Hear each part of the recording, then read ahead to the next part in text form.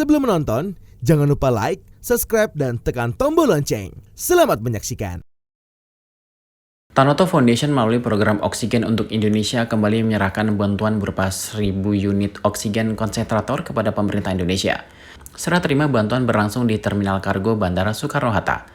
Mewakili Tanoto Foundation, Presiden Direktur PT Riau Andalan Pulp dan Paper Sihol Parulian Aritonang menyebutkan bahwa bantuan ini merupakan tahap pertama dari total 3.000 unit oksigen konsentrator yang akan diserahkan kepada pemerintah. Sisanya yakni sebanyak 2.000 unit oksigen konsentrator, rencananya akan datang pada tanggal 10 Agustus mendatang. Diungkapkan Sihol, bantuan ini merupakan hasil komunikasi Tanoto Foundation dengan pemerintah mengenai kebutuhan yang dibutuhkan dalam penanganan pandemi COVID-19. Hasil dari diskusi tersebut kemudian ditindaklanjuti dengan pemesanan 3.000 unit oksigen konsentrator dari Tiongkok. Meninjau dan menerima secara langsung bantuan tersebut, Menteri Kesehatan mengapresiasi Tanoto Foundation yang terus terlibat secara aktif membantu pemerintah dalam upaya penanganan pandemi COVID-19 di tanah air. Sebelumnya, Tanoto Foundation telah menyerahkan bantuan berupa APD lengkap, masker, kacamata medis, sarung tangan, dan yang terakhir 500 ton oksigen liquid yang didatangkan langsung dari Pangkalan Kerinci, Pelalawan, Riau untuk disalurkan ke rumah sakit di Jawa dan Bali. Diungkapkan Menteri Kesehatan, saat ini kebutuhan oksigen terus melonjak seiring tingginya angka kenaikan kasus COVID-19. Sekarang ini, kebutuhan oksigen mencapai 2.000 ton per hari, padahal produksinya hanya sekitar 1.700 ton per hari. Artinya masih ada gap yang cukup besar antara kapasitas produksi dan kebutuhan oksigen. Untuk memenuhi kebutuhan oksigen medis, pemerintah memutuskan untuk menggunakan oksigen konsentrator sebagai pabrik oksigen mini. Alat ini lebih mudah digunakan dan hanya membutuhkan aliran listrik. Saya ucapkan terima kasih karena dari dulu keluarga Tanoto, Pak Sukanto, Pak Anderson juga saya kenal selalu banyak memberikan perhatian kepada aktivitas-aktivitas sosial melalui Tanoto Foundation. Bapak Ibu, kebutuhan oksigen medis kita tumbuh secara pesat mengiringi kenaikan kasus.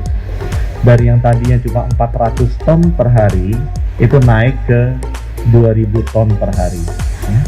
Padahal kapasitas produksi kita cuma 1.700 ton per hari, dan itu terus naik.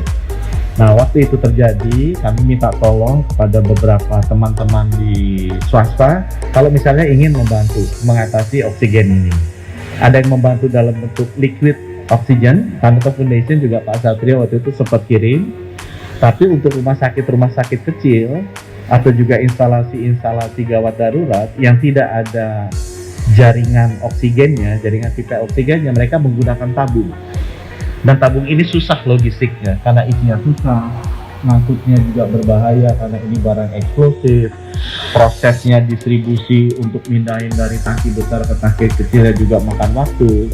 Sehingga akhirnya keluar ide menggunakan pabrik oksigen mini, ya, yang bisa ditaruh di sebelah tempat tidur.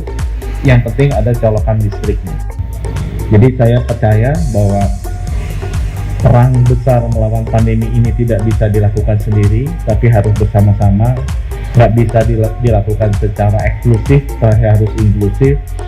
Dan di hari kemerdekaan sebagai hadiah ulang tahun, mudah-mudahan kita bisa menunjukkan ke dunia bahwa kita bisa mengatasi pandemi ini dengan bekerja sama. Saya percaya Indonesia pasti bisa.